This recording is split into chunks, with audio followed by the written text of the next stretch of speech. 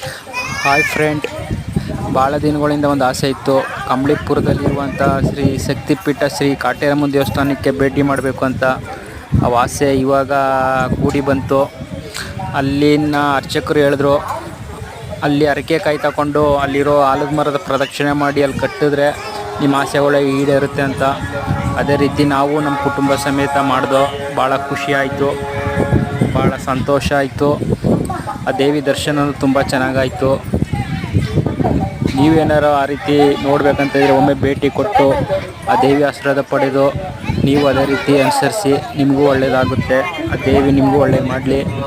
ಈ ವಿಡಿಯೋ ಏನಾದರೂ ಇಷ್ಟ ಆದರೆ ಒಂದು ಲೈಕ್ ಕೊಟ್ಟು ನನ್ನ ಚಾನಲ್ಗೆ ಸಬ್ಸ್ಕ್ರೈಬ್ ಆಗಿ.